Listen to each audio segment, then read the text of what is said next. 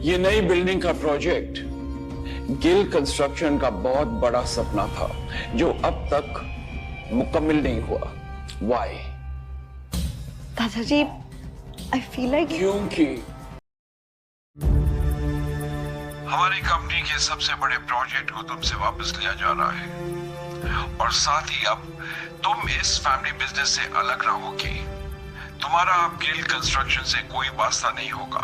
I hope that is clear.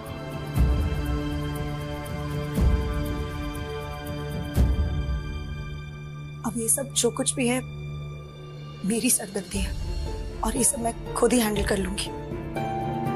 इस एक mail की वजह से मुझसे मेरा ड्रीम प्रोजेक्ट छीना गया।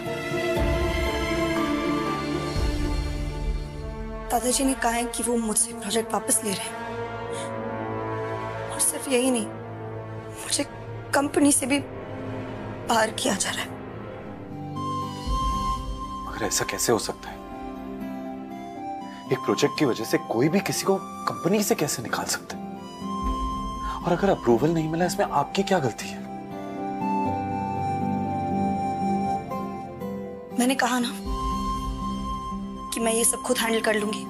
मुझे लगता है कि आपको एक बार दादाजी से मिलकर इस मामले में बात करनी चाहिए। इतना बड़ा फैसला फोन पर नहीं कर सकते। शनाया, दुनिया मुझे निकम्मा समझती है और शायद आप भी मुझे ऐसे ही समझते। अब एक बार अपने इस निकम्मे पति को भी मौका देकर देख लो।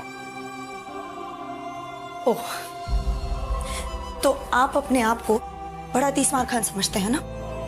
क्या कर लेंगे आप? मेरे साथ चलो और अपने दादाजी से बात करो।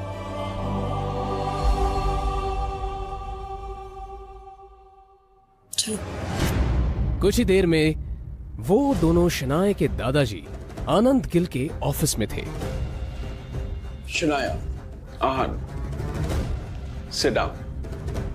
देखो शनाया, बिजनेस के मामले में मैं बहुत साफ हूं। मैंने जो फैसला लिया है गुस्से में आकर नहीं और ना ही जज्बात में आकर लिया है।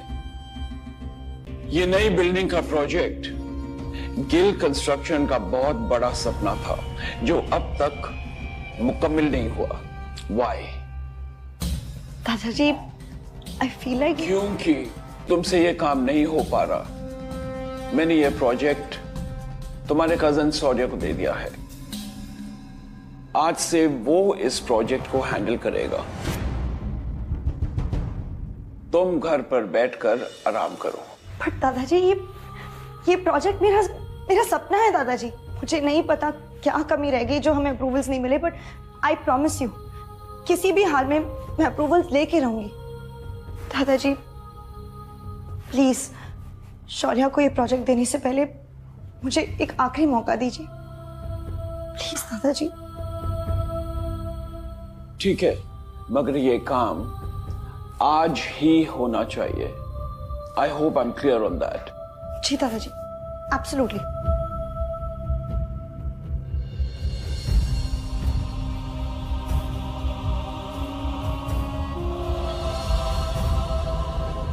शौर्य शनाया का ही कजिन था जो हमेशा से शनाया को बिजनेस से बाहर करना चाहता था।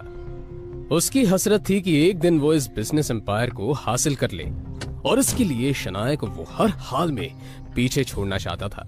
अप्रूवल के लिए आई हो, मगर अफसोस अब कोई फायदा नहीं है क्योंकि उस ऑफिसर को मैंने ऑलरेडी खरीद लिया।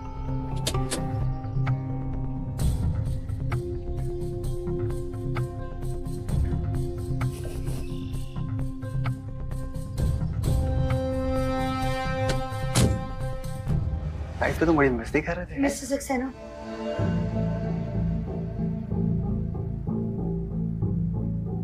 कहिए शनाया जी, कैसे आना हुआ? गिल कंस्ट्रक्शन की जो बिल्डिंग है उसके सारे डॉक्यूमेंट्स कंप्लीट है और हर जगह पर सारे नियमों का पालन भी किया गया है। बावजूद इसके हमें अप्रूवल नहीं मिला। क्या मैं आपसे पूछ सकती हूँ कि आपने ऐसा क्यों किया? मैंने इन्हें ऐसा करने बोला था। कमली, तुम यहाँ? हाँ, मैं यहाँ। मैं यही काम करती हूँ। और ये जिस सक्सेना से तुम बात कर रही हो ना, वो मेरा पति है शनाया। जब मुझे पता चला कि तुम्हें हमारे अप्रूवल की ज़रूरत है तो मैंने ही इन्हें ऐसा करने से मना कर दिया। आज मेरा पति वो जगह पे है जहाँ वो तुम्हारा काम बना भी सकता है और बिगाड़ भी सकता है। लेकिन तुम तो बहुत पैसे वाली हो ना शनाया, तो जाओ करवा लो अपना काम, जिससे भी करवा सको। कामिनी, जो कुछ भी हुआ वो सब मेरी गलती थी। मैं बहुत नासमझ थी। प्लीज अगर हो सके तो सब भूल जाओ। मैं नहीं भूल सकती शनाया, मैं नहीं भूल सकती उस दिन को शनाया जिस दिन मेरी शादी तय हुई थी और ये बात मैं तुम्हारे साथ सारी सहेलियों को बता रही थी और तुमने मेरे बेरोजगार पति के बारे में